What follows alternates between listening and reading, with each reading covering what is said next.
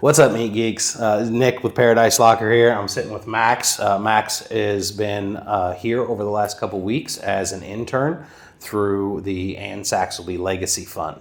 Welcome, Max. Thank you. Been awesome to have you here. So I'll let you introduce yourself first to everybody, and then we'll talk about what you're doing here. Cool. Hi, I'm Max, as was already said. I'm from Los Angeles, California.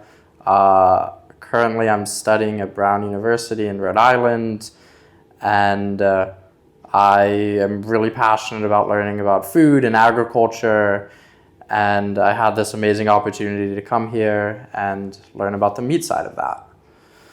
So you got introduced to us through, you told me that you ran across a post or some sort of about an opportunity for an internship through the Anne Saxelby Legacy Fund. Yes. Why don't you kind of walk us through a little bit about what that process looked like, how you came across it, what your conversations with them were, and then how you ultimately ended up here with us. So I ran across, it was either an article or a post about the organization last summer. And I was like, wow, this looks pretty awesome. Something I really want to be able to participate in. I really like their mission about how they send young people all across the country to different farms and dairies and a couple butchers and meat processors too. So they can learn about and get involved in sustainable agriculture. Mm-hmm. So I came across it in a post. It was last summer, and I set myself a reminder to apply when the application came out. I wrote a couple really short essays about just basically why I wanted to do it, what I saw the value in it was for myself, and so I wrote that essay. I listed a couple places that'd be interesting going, one of which was Paradise. And then they called me in for an interview, which I just did in Zoom, which was with Pam Saxelby. Mm-hmm. Talked to her for 15 minutes just about who I am and my background. And then they emailed me a couple weeks later saying that I could come to Paradise, and I met with Mike at that point. And yeah. Awesome. That was it. That's a cool story. It's, we've been working with Heritage Foods for years and years, since 2004. Oh. And when Patrick's wife passed away, Anne, just the creation of the Anne Saxelby Legacy Fund, it was it was, of course, a surprise to all of us, but seeing this and what the Heritage Crew and what Patrick has done with creating this legacy fund for her, I think it's an awesome deal, and it's great to be able to pass on some food world knowledge and help get some younger generation guys interested in food and in the food world. So that's been really cool, and cherish that relationship for a long time, and hope to for a long time in the future. So you're currently studying meat science at Brown? Environmental science. Environmental science. Yeah. And you just said you have a big passion for food. And so we were one of the ones that were kind of on the top of your list to come to. Why is that? I really wanted, there were two reasons. I think the first was kind of just more broadly, wanted to learn about sausage making and cured meat making, bacons, hams, summer sausage, all the things that, get cooked and get further processed down the line rather than just the cut meat. And I wanted to learn about that. I say that more broadly because I would have wanted to learn that about that broadly. The other examples like cheese making and stuff like that. But I think what really drew me to wanting to go to Paradise was that their commitment to like heritage breeds, small scale farming, and being able to be this really important cog for farmers to get their well-raised meat onto the market and onto people's plates that really doesn't exist very much anymore. Sure. And so for me, it seemed like a pretty cool thing to kind of figure out for myself where meat can kind of fit into a more sustainable future of food in this country. Because, I mean, I think the meat does have like a vast environmental impact, but I think most of that is coming from like industrially produced animals, which is what Paradise avoids, and goes the other route with farmers actually putting the time and effort and space into their pigs, and kind of seeing that opposite of the problem, seeing kind of more towards the solution, is a pretty special thing, I think. Yeah, absolutely. It's kind of, there's been a lot of negative light shown on the meat industry in general over the last decade, right? Like with Food Inc. coming out, and then all documentaries, and of course with the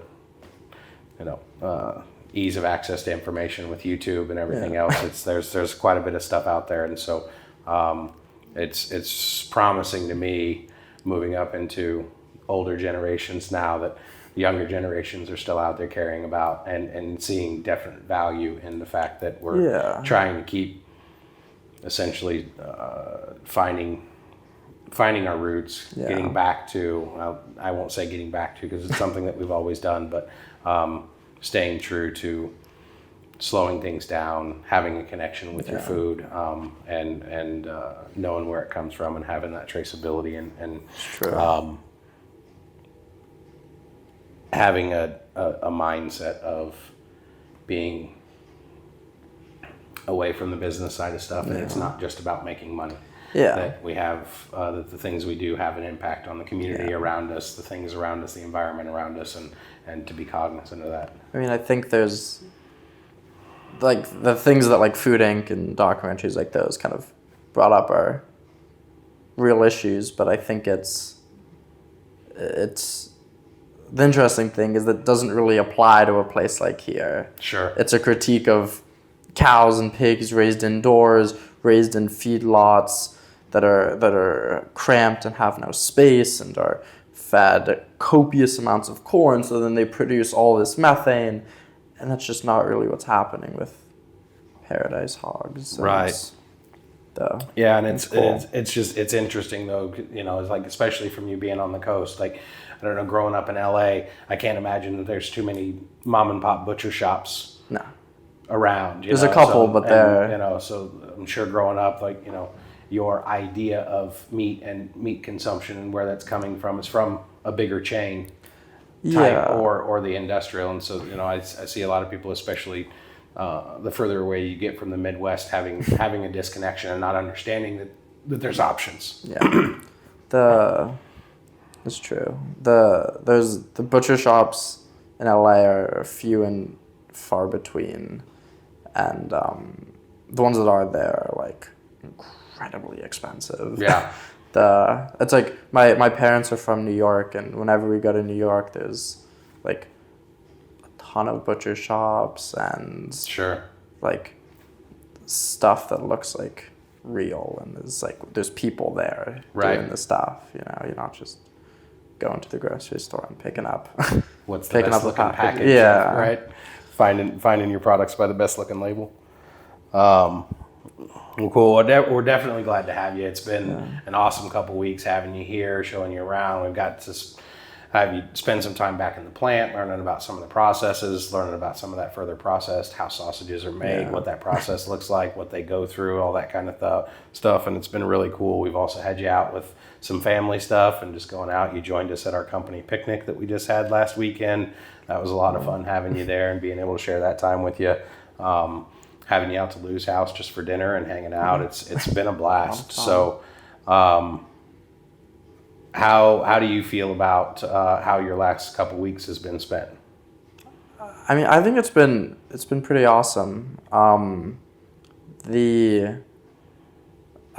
think I was able to kind of learn what I wanted to learn and see what I wanted to see and get a better understanding of of the process and of humane slaughter and of sausage making and value added and bacon, and kind of spending time that I think basically at least a little bit of time, like basically every department while I've been here has kind of let me see the whole process through, from the pigs that walk in the door. I didn't really spend time on the kill floor, but besides that, the pigs walking in to like brats coming out, and I think everyone here has been like so kind and like generous, and it's been a really cool experience getting to be here. Yeah, time well spent.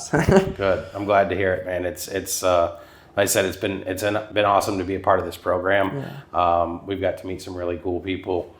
You're just another one in that line. It's great to see a younger generation that's interested in what we do, and that cares about it. Because it's one thing to have an interest in it, and it's another thing to, in talking to you over the last couple of weeks and hearing some of your answers right here, it's easy to see that you have a passion for it, and that it's something that you do feel is a good direction to go when it comes to meat production, when it comes to farming, harvesting animals and stuff like that. It's a touchy subject with a fair amount of people, and the fact that we harvest animals on a regular basis for food is not everybody's cup of tea, but we really feel it's definitely a natural part of a life cycle for a lot of stuff. We have to eat.